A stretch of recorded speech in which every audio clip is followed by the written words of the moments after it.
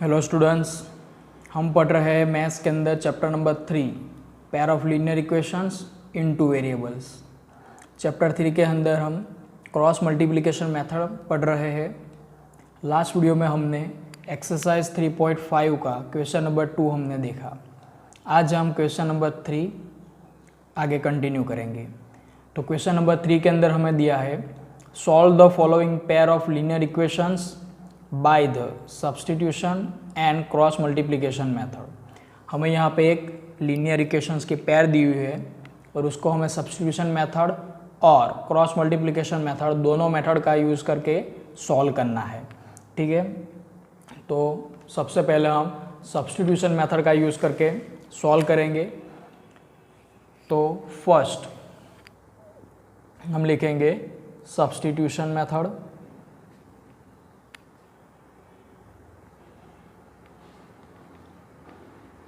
हमने आगे substitution method का कैसा यूज़ होता है, कैसे सब्स्टिट्यूशन मेथड से इक्वेशन सॉल्व होते हैं, वो हमने आगे एग्जांपल्स ऐसे किए हैं। ठीक है, सब्स्टिट्यूशन मेथड का यूज़ करने के लिए फर्स्ट ऑफ ऑल हमें क्या करना पड़ेगा, तो दोनों इक्वेशंस को नंबर देने हैं।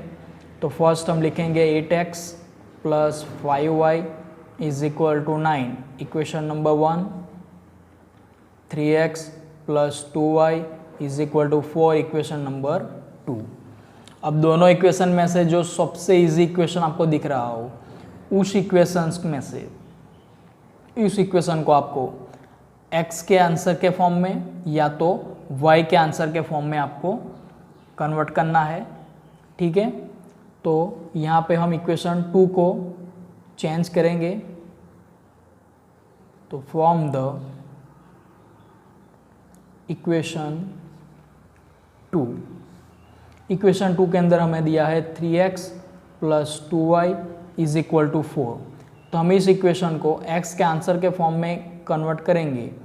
तो 3x = 4 - 2y, तो x = 4 - 2y अपॉन 3, ये हमें मिलेगा equation number 3।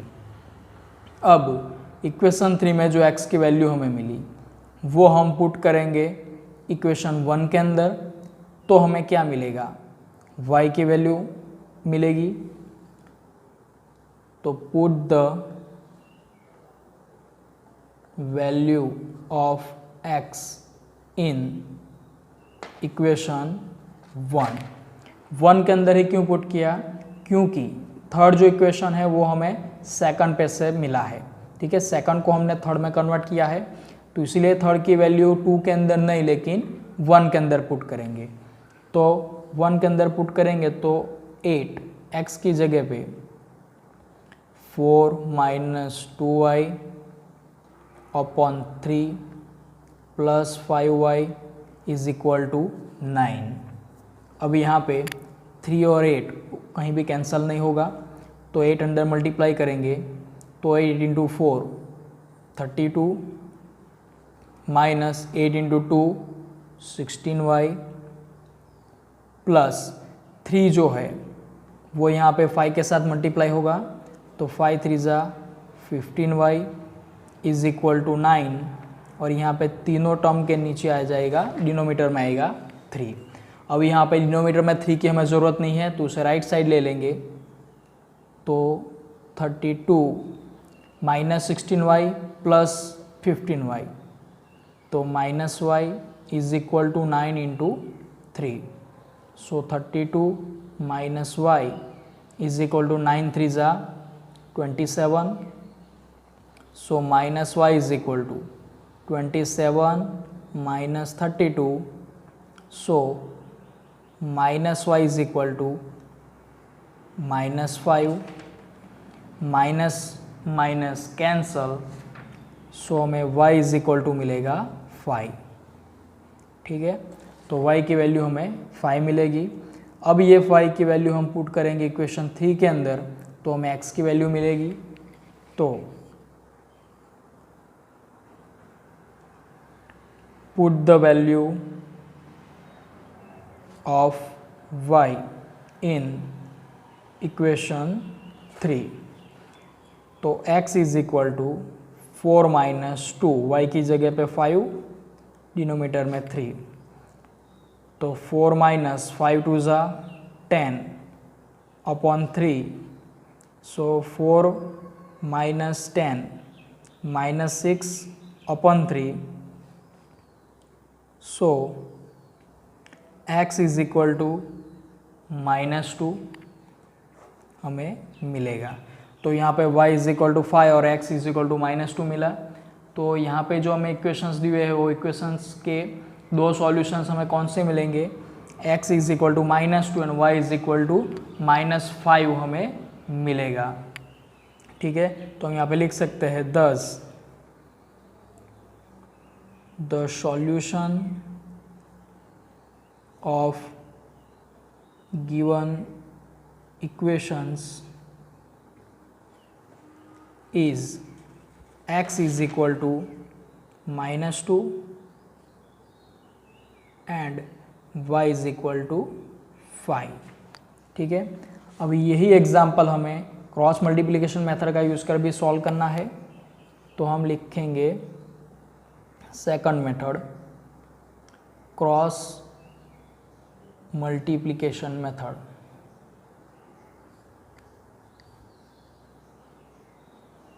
Cross multiplication method का यूज़ करने के लिए फर्स्ट ऑफ ऑल आपको दोनों equation 5y is equal to 9 और 3x plus 2y is equal to 4, दोनों इक्वेशंस को आपको स्टैंडर्ड फॉर्म में लिखना होगा, तभी आप आगे गिन पाओगे।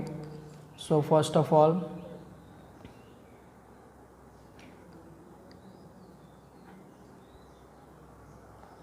Right both equations in a standard form।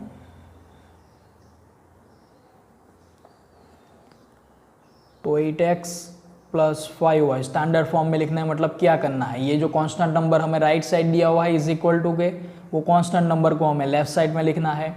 तो ये राइट साइड दोनों प्लस है तो लेफ्ट साइड जाएगा तो माइनस हो जाएगा, तो -9 is equal to 0, 3x plus 2y minus 4 is equal to 0। अब दोनों इक्वेशंस में से हम कोफिशिएंट निकालेंगे, तो here a1 is equal to 8, b1 is equal to 5 और c1 is equal to -9, a2 is equal to 3, b2 is equal to 2 और c2 is equal to -4। ठीक है, अब दोनों इक्वेशंस में से हमने कोफिशिएंट निकाल लिए, तो अब क्रॉस मल्टीप्लिकेशन मेथड का यूज़ करने के लिए x के नीचे यहाँ पे आएगा b1 b2, c1 c2, y के यहाँ c1 c2, a1 a2 और 1 के नीचे आएगा a1 a2 और b1 b2।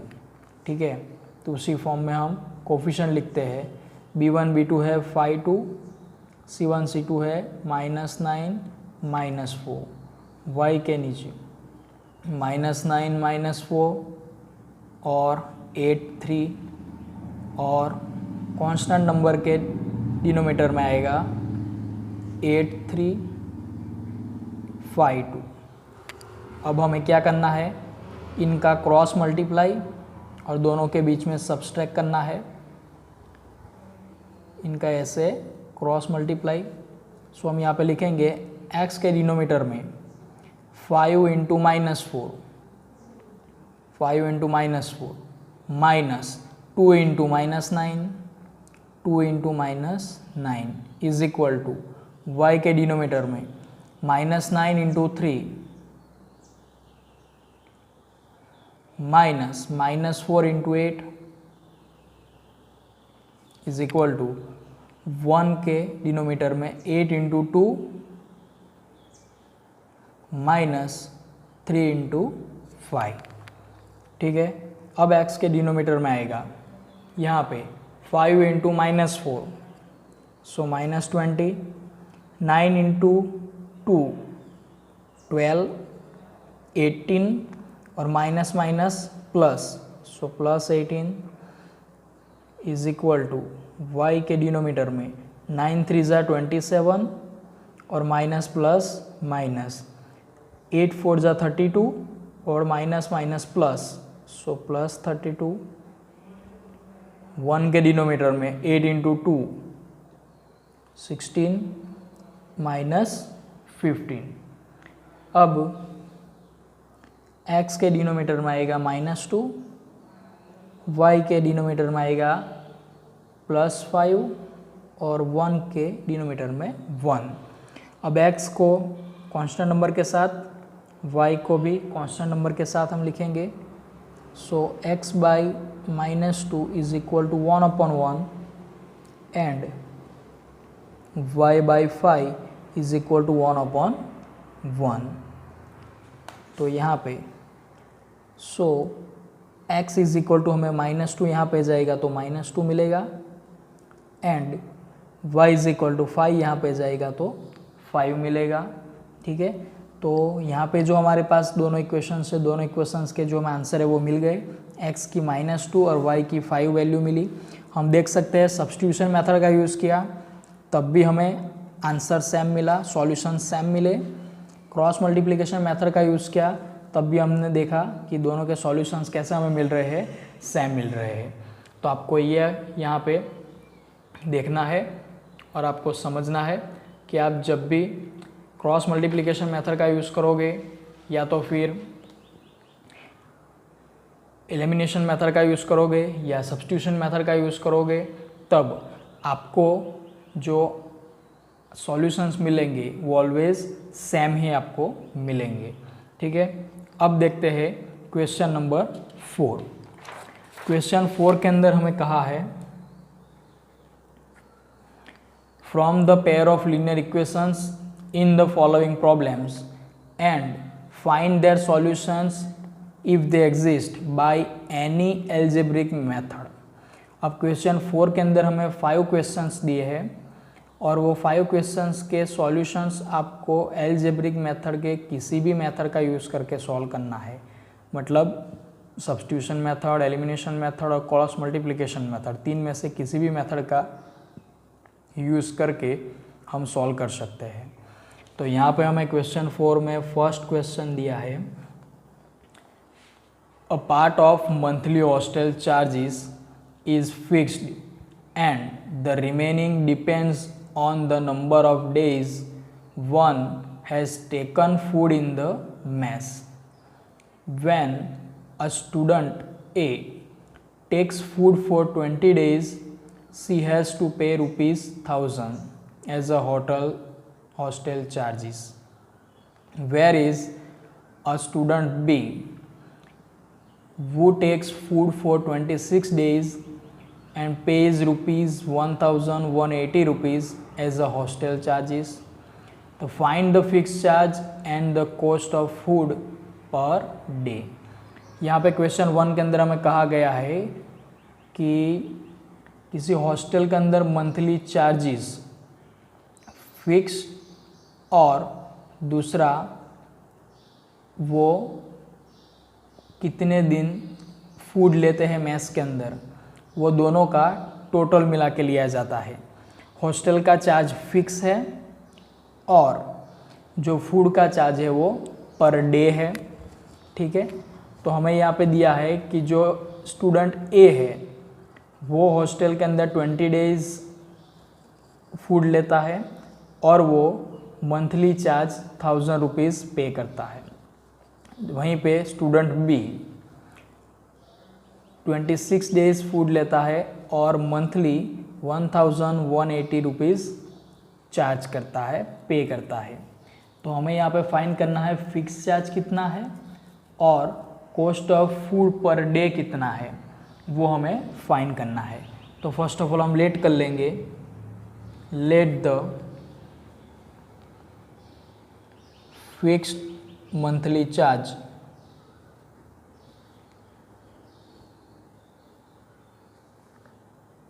is ₹X and the cost of food per day is rupees y. Monthly charge x rupees है और फूड का पर डे का जो चार्ज है वो वाई रुपीज़ है। इसे हम लेट कर लेंगे। तो अब हमें जो डेटा गिवन है, फ्रॉम द गिवन डेटा में हमें यहाँ पे दिया हुआ है कि स्टूडेंट ए वो फिक्स चार्ज प्लस मेस का चार्ज दोनों मिला के 1000 रुपीज़ पे कर रहा है। तो यहाँ पे फिक्स चार्ज एक्स रुपीज़ है प्लस फूड का चार्ज वाई रुपीज़ है और ए स्टूडेंट ने 20 डेज़ फूड लिया है, तो इसका मतलब 20 डेज़ के फूड का चार्ज होगा 20 वाई रुपीज़ और वह टोटल रुपीज़ पे कर रहा है 1000। तो फिक्स चार्ज प्लस 20 डेज़ का फूड का चार्ज टोटल मिला के मिलेगा 1000 रुपीज़ चार्ज वो पे कर रहा है। अब सेकंड स्टूडेंट जो बी स्टूडेंट है वो भी fix charge plus 26 days food लेगा मेस में, तो उनका 26 इंटू वाई रुपीज़ चार्ज मिला के टोटल 1180 रुपीज़ वो पे कर रहा है। तो इस तरीके से हमें जो डेटा गिवन है उसमें से हमें दो इक्वेशंस इस प्रकार के मिलेंगे। अभी ये दोनों इक्वेशंस को हम सॉल्व करेंगे तो हमें x और y की वैल्यू मिलेगी। इसको सॉल्व करने के लिए हमारे पास 3 मेथड है, 3 में से किसी भी मेथड का हम यूज़ कर सकते हैं। तो हम ये सबसे इजी मेथड एलिमिनेशन मेथड का यूज़ करके हम सॉल्व करेंगे। तो हम लिखेंगे यहाँ पे सॉल्व बाय एलिमिनेशन मेथड। तो एलिमिनेशन मेथड का यूज़ करके सॉल्व करने के लिए आपको क्या करना पड़ेगा, दोनों इक्वेशंस को नंबर देने पड़ेंगे, इक्वेशन 1 इक्वेशन 2। अब दोनों इक्वेशंस में से किसी एक वेरिएबल को आपको एलिमिनेट करना होगा। कौन सा वेरिएबल, तो कि जिसका कोफिशिएंट सेम हो। तो यहाँ पे x वेरिएबल का कोफिशिएंट दोनों में सेम है, ठीक है।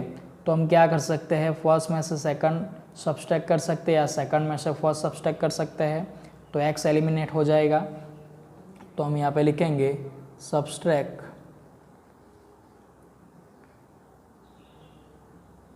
इक्वेशन 1 फ्रॉम इक्वेशन 2 में से 1 को सब्सट्रैक्ट करते हैं तो x plus 26y is equal to 1180, x plus 20y is equal to 1000। Subtract करेंगे तो यहाँ पे माइनस, यहाँ पे भी माइनस और यहाँ भी माइनस हो जाएगा। तो x एलिमिनेट हो जाएगा, 26 minus 20 6y is equal to 1180 में से 1000 जाएगा तो बचेगा सिर्फ 180। सो यहाँ पे y इज इक्वल टू 180 के डिनोमीटर में आएगा 6। सो y इज इक्वल टू 6 3 ज़ा 18, तो y इज इक्वल टू हमें मिलेगा 30। अब ये 30 y की वैल्यू हम इक्वेशन 1 या इक्वेशन 2 में पुट करेंगे तो हमें क्या मिलेगा, x की वैल्यू मिलेगी। तो put the value of y in equation 1, तो x प्लस 20 y की जगह पे 30 1000, तो x plus 600 is equal to 1000। So x is equal to 1000 minus 600, so x is equal to 400। तो x की वैल्यू हमें यहाँ पे मिलेगी 400, ठीक है। तो अब यहाँ पे हमें दिए हुए क्वेश्चन के अंदर दोनों x और y की वैल्यू मिल गई, मतलब सॉल्यूशन मिल गया। तो हम लिख सकते हैं यहाँ पे 10 मंथली फिक्स चार्ज जो हमने लेट किया है x, तो x की वैल्यू आई 400। सो मंथली फिक्स चार्ज है 400 रुपीज़ एंड